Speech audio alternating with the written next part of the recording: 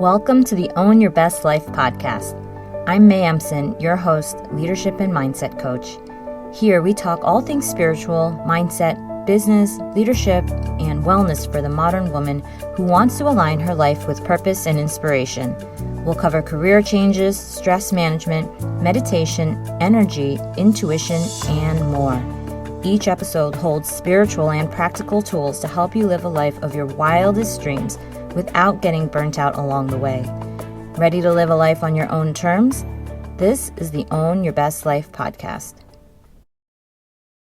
Hi friends, welcome to episode number 5 of the Own Your Best Life podcast. So when was the last time you got a new job, opportunity, or challenge, and instead of thinking, I've got this, you begin to think, oh my goodness, am I going to be able to deliver? Did they pick the right person? Before fear takes over once again, I want you to listen to today's episode where we will dissect and examine imposter syndrome so that you can begin to be more confident in your abilities to deliver the next time a big opportunity comes your way. So it's a pretty big deal to feel confident in showing up in your full capacity, to know you're qualified and you have something to offer, can change the way you present yourself and how happy you are with your work. Having doubts about your capabilities are useful to some extent. It leads you to prepare, work hard, and give people more than what they expect. And as a result of these behaviors and of your success, you are now gifted with more and more challenging opportunities. Opportunities where you no longer feel like you have what it takes to succeed. And opportunities that feel like they belong to someone else. Enter imposter syndrome. You start to wonder when people are going to realize that you don't deserve to have whatever it is you have, that you're a fraud, an imposter, and you are not as smart, creative, deserving, or accomplished as they think you are. And people will figure out that you don't have all the answers. So when I was consulting at McKinsey, I remember feeling that way, that I would be found out. Everywhere I looked, there was brilliance. Who am I to be among the rest of these folks who have achieved so much already? And in some cases, they were younger than I was. And it shifted a bit one day when I had an amazing manager who told me that we were all, quote unquote, insecure overachievers. I loved that. I realized that everyone there felt that way to some extent. And even though I felt less alone, I still felt like an imposter. I was afraid of looking and being human. I was afraid of being imperfect. And I was afraid I was not enough. I was afraid of being embarrassed. And no matter how much you have already accomplished, you're still afraid of embarrassing yourself. You are afraid that you will figuratively trip and fall in front of everyone. And what's the first thing you do after you trip and fall in real life? You look around to see if anyone else saw you fall. The other day, I was at the airport and I was following a woman who was going up the escalators after we took the tram. And she started walking towards the escalator that was going down towards us, even though we were all supposed to be going up. And I watched her on her phone. She was just looking down and not paying attention, almost walk onto an escalator that would have probably taken her 1,000 years to get up, or she would have tripped and fallen once she realized that, it wasn't going the right way. And the first thing she did was realize, A, that she had done this, and then B, she looked around right away. And I smiled at her and I said, I was thinking, hey, you're really going for it today. You're going up the down escalators. You're going for a workout. And she was just like, I'm so embarrassed that you saw me do this. So that's everyone. It's not just you. It's me. It's this lady. It's everyone. We are wired to seek approval and to be perfect and to not have anyone else see when we mess up. And when you're stretched in your full capacity to start a new role or a new level of responsibility, you feel like you might not get that oh so important, you are amazing compliment, the one that you are just so used to hearing. So how do we stop this negative self-talk? So first, take a step back and pretend like you are in a vacuum. Would you care so much about approval if you didn't have these onlookers? I know it's really hard, but the reality is when you're new to the game of taking big leaps in roles or responsibilities, the probability is extremely high that you will fail, trip up, and make some mistakes. No one is immune to this, but there's also a chance that you will become amazing sooner because you started the process now. Or there's a chance that you may succeed straight out of the gate. There's a chance that it won't be as bad as you think it will be. So take a step back, pretend like you're in a vacuum and there's no onlookers. The second way to stop this negative self-talk is to see the progress. You're doing something you didn't think you would be doing if you asked your 5-year-old, 10-year-old, 15-year-old self.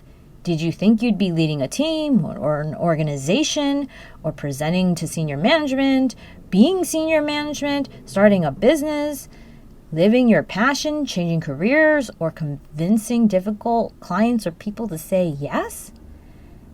No, you probably didn't. So see the progress. Create your own hype file, whatever you need to do to realize that you have come really far. The third way to do this is to be in awe. When you are in awe of yourself, you will stop this negative self-talk. All of this growth is actually pretty freaking amazing.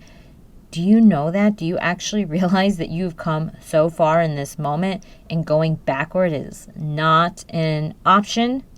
Keep moving forward each day, remembering that you wanted this. You chose this. Whatever it is that you have sitting in front of you, that's a great, big, juicy opportunity. You chose this, and it wasn't because you thought it would be easy. It's because you thought it would be worth it. So the fourth way to curb this negative self-talk is to be your future self. You have what it takes. You always have, and you always will. And you will be the only person who is going to convince yourself that you deserve whatever it is you have. You are also grateful and you are blessed to be living a life where you feel challenged and you're giving yourself an opportunity to shine. Don't let fear of failing become the one reason that you are miserable.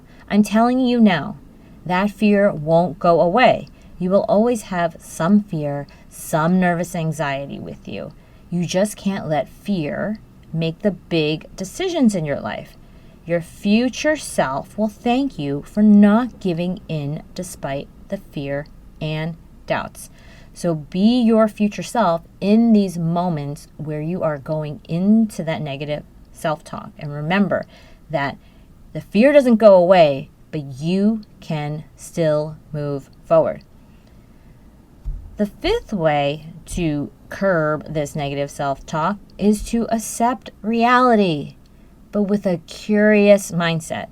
You're going to have self-doubt if you are doing anything new. And by definition, you don't know what is going to happen when you do something new.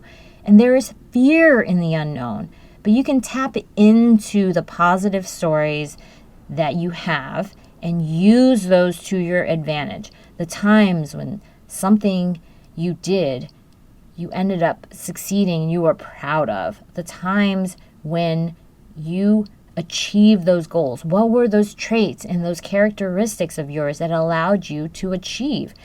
By thinking of all these positive scenarios, you're rewiring your brain to be curious and less fear-based. When your brain operates out of fear, it's closed and it's tight and it stops seeing all the options, all the ways forward, all the different solutions, all the ways that you're going to make this amazing.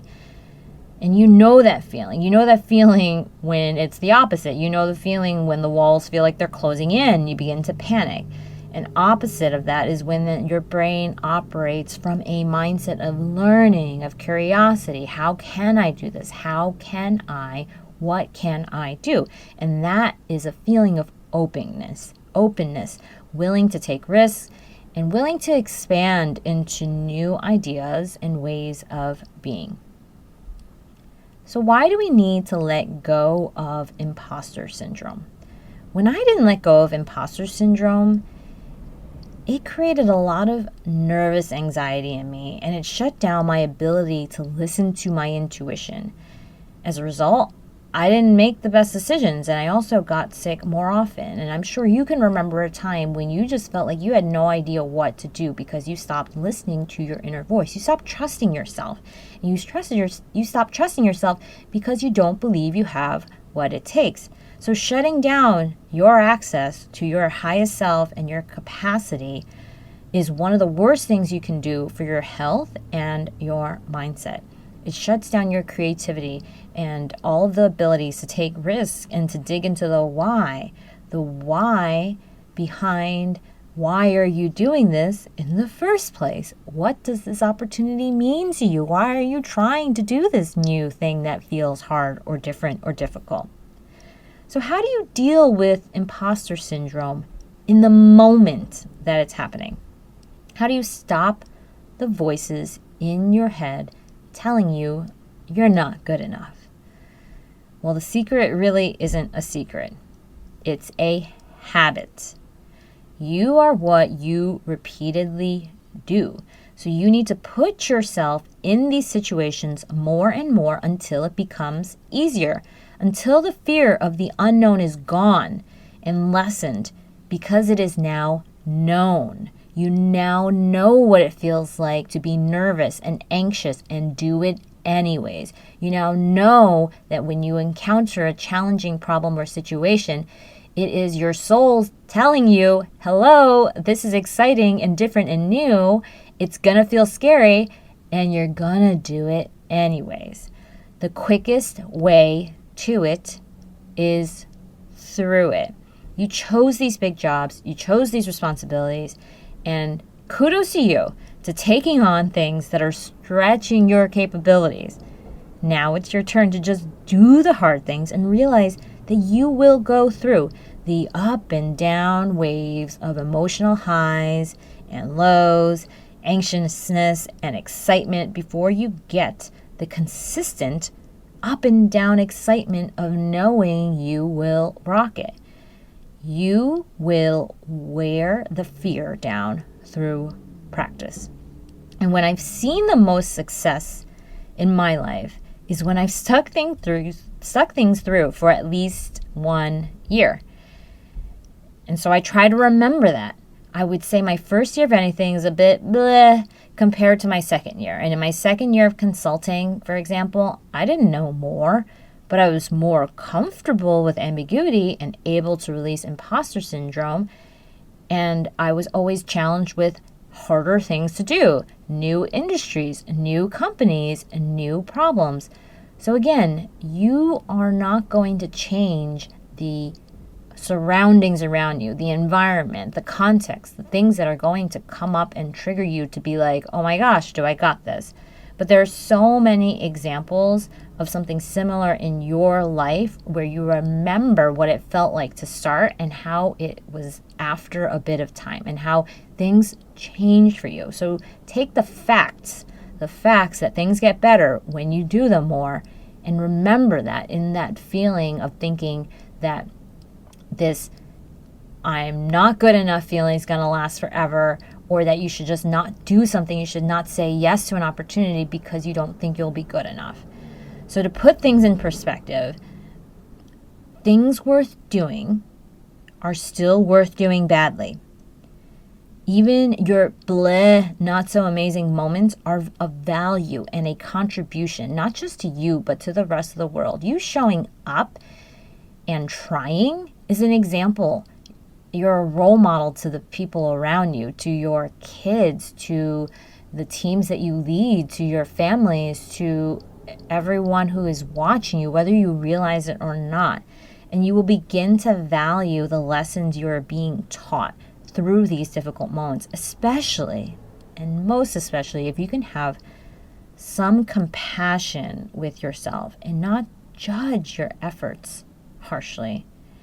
And remember this, that you're going to go through these hard things, but if you want it, you got to do it anyways. It's going to feel weird and uncomfortable, not so great. And I wish for you all the success in the world without this crippling self-doubt. Take it one day at a time, but don't give in to those voices in your head. You get to decide who you listen to. So that's it, my friends, for this week. I hope you tackle your next big challenge with the realization that fear is a reality, imposter syndrome is a real thing, but you can still do this. I love you. Hope you have an amazing, amazing day. Thanks so much for joining us this week on Own Your Best Life. Make sure to subscribe to the show on iTunes or wherever you listen to podcasts so that you'll never miss a show. And while you're at it, can you please rate and review on iTunes? I would so appreciate it. Share it with a friend, take a screenshot of it, and tag @MayEmson. This helps continue to get the word out.